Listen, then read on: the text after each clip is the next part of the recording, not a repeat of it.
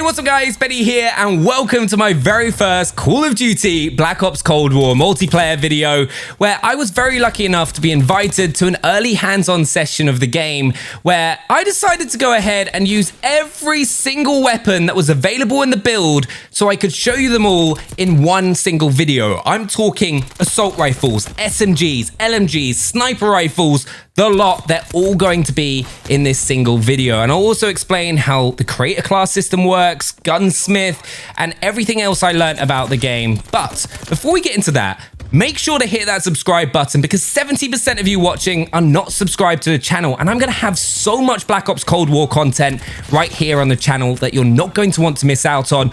Also, do go ahead and let me know down in the comments what your favorite gun is from this video and you're most looking forward to using. But this gun, first of all, the AK-74U, I think most people who played the game agreed it was the best weapon. It was the SMG of your dreams. It was powerful, it was really mobile, and it was probably the easiest to make a great class with in the Gunsmith, which we'll get onto in a second. But I loved using this thing, and some of you may notice I had 8 attachments on that AK-74U. It was an iconic Black Ops weapon easily. Then we've got the XM4. Now this is the top assault rifle in the category. And I've always been an assault rifle player. It's what the weapons I always kind of lean towards. So I was very keen to try out every single assault rifle in a huge variety of builds, including different scopes, because we know from Warzone how big of an impact different scopes have. But let's talk creator class. Okay, so creator class is back, and it seems to be a very hybrid system to what we've had in previous Call of Duty. So you pick your 2 weapons, you've then got your tactical, you've got your grenade, you also have a field device, which is a new thing, which is really, really cool actually. Then you've got your perks, which we're all used to.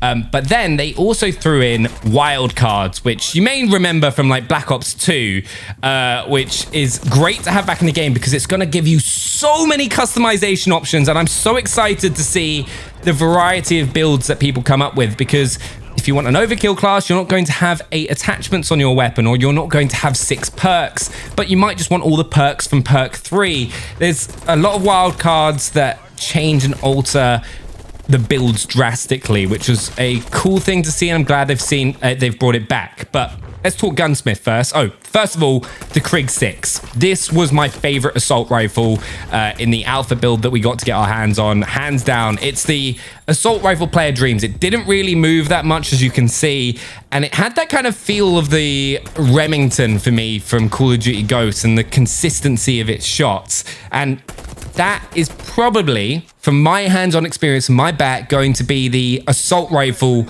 that everyone decides to use in competitive and Warzone, however that works. But the creator class, Gunsmith. Okay, so without a wild card, you get to choose 5 attachments, very much like the Modern Warfare Gunsmith, and there's 8 different categories for you to choose weapons attachments for, from optics to muzzles to different types of grips.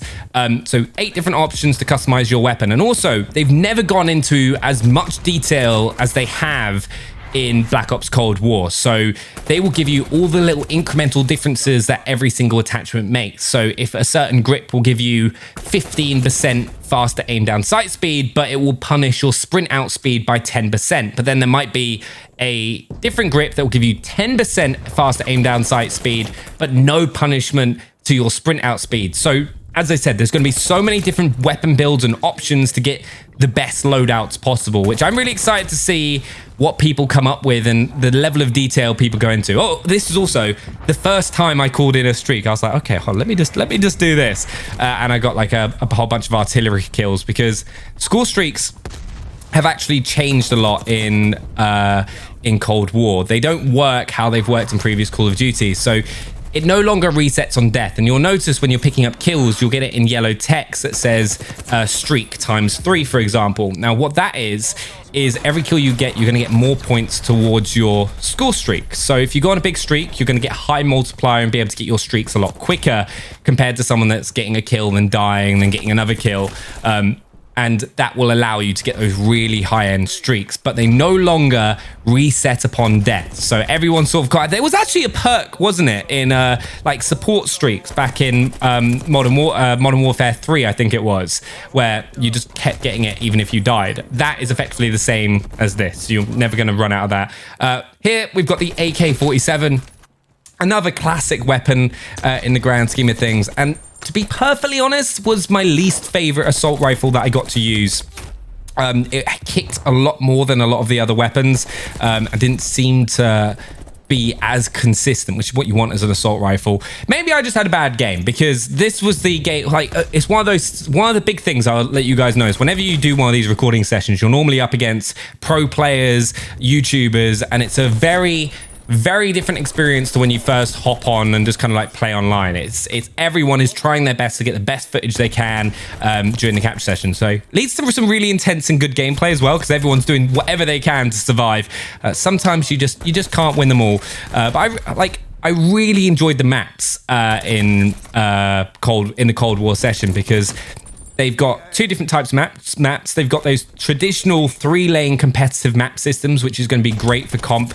You've then also got a bit more open world maps, which are some of the larger modes. So we got to play a variety of different modes, from 6v6 to 12v12, but there's even a 40-player map mode called Fire Team, I think it is, which we didn't get to play, but I'm so excited for that, to see what they kind of do in the larger scale multiplayer modes. But the AK-47, I'm coming to the end of my time with the AK-47. I gave it quite a long period of time, because I was like, come on, the AK-74U was so good.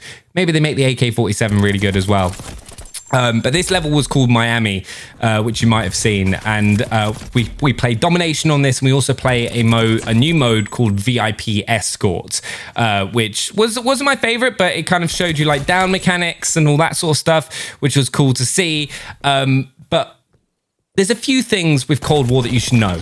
Gun skill is king again, and the reason is you'll notice in the gameplay the time to kill is nowhere near as fast as it is in Modern Warfare. So the fights are a little bit more drawn out, so you have to be consistent with your gun skill if you're going to want to do well. And here, using the M16. Now, this wasn't listed under assault rifle category. I think it was called specials that the M16 was in. It's a 3-shot burst, which is interesting, because when I saw the campaign footage, it was actually fully automatic. So it behaves differently in the campaign to compared to multiplayer. But it's a traditional 3-round burst. Doesn't have the fastest time to kill, but I found was really consistent, and I go on one of my highest streaks with this thing. And once again, using 8 attachments, I decided to go down the route of, I'm not going to lean into perks, I'm just going to use weapons as stacked as they can and see what I can do. Because I go ahead and get a chopper gunner here, which is amazing, by the way, and you'll see that in just a second. But I really like Black Ops. Like, Black Ops for me has always been my go-to Call of Duty. Like, I've played Black Ops so much over the years. Like, I remember going on the grind for 300 kills in a single 10-minute game of domination back in Black Ops 2. It's really the game that I properly got into YouTube. But let's go into a few more details of Black Ops Cold War itself. So if we have a look at the minimap, it's back to the traditional minimap, round circle, and also when people fire non-suppressed weapons, they're going to appear on the map. And you'll notice as well in the map, there's a couple areas, some that are fuzzy, and that goes down to your field orders, which if you look at the bottom right-hand corner, I went for the microphone, which I've put down now. And what that does is when people are walking in the nearby area, they will appear on that map. And here we go. We have the chopper gunner, and I got Black Ops 1 flashbacks going into this, just flying around maps. I don't get the most amount of kills with it, because I think a lot of people were running the perk to be off of AI score streaks. But nonetheless, I do wreck. Now, one of the things that I did notice is you don't always want to be shooting. If you remember back in Black Ops 1, you'd be pretty much just holding down the trigger at all time, just spraying. Because when you're shooting, if you look at the top right, the battery actually goes down a little bit faster compared to when you're just flying around. Maybe that was just my imagination, but that was kind of the impression that I got. So more you shoot, faster you deplete the battery and the quicker you get out, but the less kills you'll get overall. But we won that game. It was really fun. Now, this is the VIP mode that I'm talking about. So Jack there goes down. I kill the guy that took him down, but then I'm able to revive Jack and keep him in the mode. Now, a player was randomly labeled as the VIP, and you have to escort them to one of the extraction points to win the round, or you kill all the other players. Either or, it works. But a brand new mode to the game. It was interesting in the sense of we weren't all communicating at this time. I feel like it's definitely more of a mode that was geared to competitive. Did enjoy it, but I think it'll be better if you're all on comms and you're playing that way. But I did get one of my best clips, which you're just about to see, using the Type 821, which is an SMG. I feel it took the role of the MP7 maybe. In Modern Warfare. It's the closest I can think about it, but another really good asset. And this is the thing, I'm going to say this a lot from the weapons, but they seem to be really well balanced, other than the AK-74U, which I think was the clear winner, because even at range, it beamed people compared to just up close. But yeah, that was I was really happy with that play in VIP, by the way. Then we went on to this map, which was combined arms, which is 12v12, and this is where it gets really interesting with the level of mechanics that they're going to be able to have in Cold War compared to previous Call of Duties. Like, this is one of the biggest maps I've ever played a Call of Duty on, in 12v12, but there's like zip wires from boat to boat. You had these turrets you could use to shoot vehicles down or streaks, and you've got this big main boat in the middle. You've got swimming. My cogs are always turning in this of what kind of mechanics of these can be implemented into Warzone, depending on how they go ahead and do that kind of crossover, which I'm really intrigued about. And let me know what you think about that down in the comments. But once again, I put that field microphone down so I could try and see footsteps if people are coming from different areas. But as I was saying, this map is a really, really interesting map, just because of the scale and the different movement mechanics around it. And here we go. I picked up that AK-74U with the iron sight. So this wasn't using 5 attachments, which meant the guy that I killed was using double perks.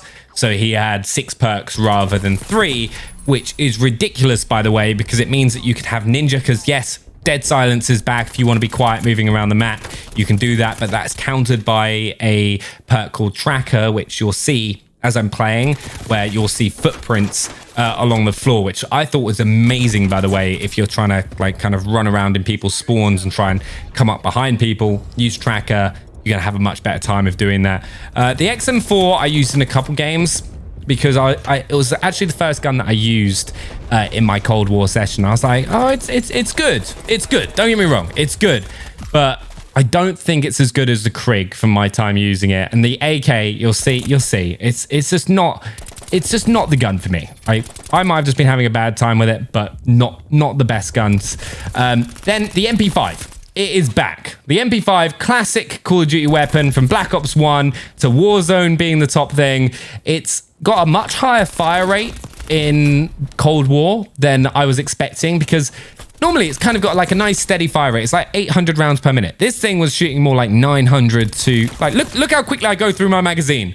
You are not going to be able to take multiple enemies out of that. So, enjoyed it. Also, Type 63. This gave me like Black Ops 2 foul vibes. You could take people... If you got a quick trigger finger, potentially going to be one of the best guns in the game, because if you land those headshots, it's like 2-3 bullet kills on everyone.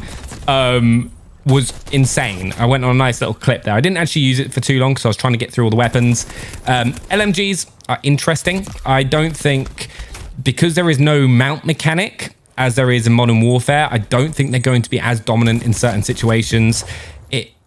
I used it for a couple games and it did do nicely in certain areas, but I don't think you'll use it over like a Krig, in my opinion. The Stoner was the other LMG that was available. Once again, a bit higher fire rate, but the reload times were dreadful, and is a reason I wouldn't go ahead and use it, because the pace of Black Ops and the time to kill, you can't really afford to be sat there for like 10 seconds reloading.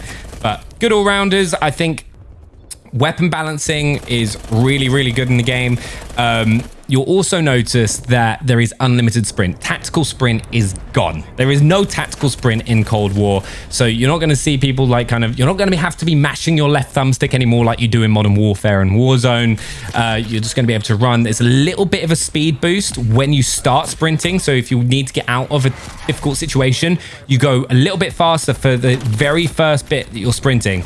And snipers are going to be in Dreamland, by the way. Potentially some of the most fun I've had with a weapon in a long time. There is just something about them. I put on a shorter scope. Like, it reminded me of using the ACOG in the COD 4. But it is so satisfying just to take people out. And I think with mouse and keyboard especially, or if you're a good sniper, there has never been a Call of Duty where snipers are going to be as powerful as they will be in Cold War from my initial experience. Like, I'm using the LW3 Tundra here, and it is insane. It's a bolt action sniper. The time that you can aim down sight and get a shot off. I went up against someone, I can't remember his name, but there was one game where I was just getting clapped over and over and over again by snipers. So if you're a sniper fan, you're going to love Cold War. For my initial first impressions, I just wish I was a better sniper, if I'm honest. But also, slide cancelling, I don't think is going to be a thing. Sliding is in Warzone, is in Black Ops Cold War, but it is not the same without the tactical sprint. Like, you can no longer abuse sliding to kind of keep your tactical sprint going, if that makes sense. And this was the War Machine kill score streak, which is insane. And yes, there are tanks. I had a heart attack when I saw that. I was not expecting a tank in the game, and then a tank came along, and you'll notice there's a health bar above players and vehicles and score streaks, which is really useful. So you know when like someone hits a helicopter with a rocket and does a load of damage, you'll actually be able to see how much health that helicopter has. Same with enemy players. If you're fighting two people at close range, you'll be able to see their health bars, so you know which target to prioritize if you're hitting multiple people, which I think, and that was the tracker perk I was talking about. You saw little footsteps there. There's also loads of grapples and like rappels all around the map to help with map movement. Like, there is so much detail and so much thought gone into the map design in Cold War. I honestly, we only got to play for a few hours, and I was kind of blown away. Once again, using the Type 821, because I was like, I only used it for a little bit, give it another go. I think there was about 15 different weapons that we got to use in the session. And you've got to remember, this is the alpha version of the game. It's not a beta, it's an alpha. It's a very early version of the game. So there are still going to be changes to weapon balancing, new stuff being added, different maps, modes, all that sort of stuff. And the audio was something that I really picked up on when I was in my play session, because I've always found it difficult in Modern Warfare and Warzone in particular to be able to distinctly tell where enemy players are and enemy footsteps. And that wasn't the case in Cold War. With my headphones on, I was able to pick up footsteps if they weren't using dead silence quite clearly. They went into a whole load of detail about how they've kind of worked and improved the audio engine. So I'm really excited about that. I think that's something that really needed working on. And here I go ahead and use the RPD again, because I was like, you know what, we'll give the LMG another go. I had a game, I wasn't keen on it. And one of the streaks I've got on there actually takes out all enemy streaks in the sky. So if they've got loads of UAVs up or they've got helicopters, you can call that in. And once again, using a turret just to shoot people on the other ship. If you run out of ammo, or you just need something if you want to set up shop, you can do it. And yes, the War Machine and swimming. I purposely fell off that boat so I could show you swimming. It wasn't because I just forgot there was something behind me, but it worked out quite nicely, if I'm being honest. But yeah, like, we're coming up to the end of my gameplay session of Black Ops Cold War. I had an incredible time playing this game. I'm so excited for what's to come, and I'm gonna have so many more videos on the game. So if you're not, do make sure that you're subscribed. Let me know what your favorite gun was from everything that you saw, because I've gone through them all in this video. I've not wanted to leave anything out, so I've gone through all the snipers, all the LMGs. Do not hit fire with an LMG, by the way. And this was the second sniper, which was called the Pennington 703. Once again, really nice, using that 4x scope, which I think was the sweet spot, because, you know, You can quick scope people again. Look at that ADS. I think it's because I had 8 attachments on it as well. So it was a pretty stacked sniper. But let me know what you think about Black Ops Cold War, and I will see you next time.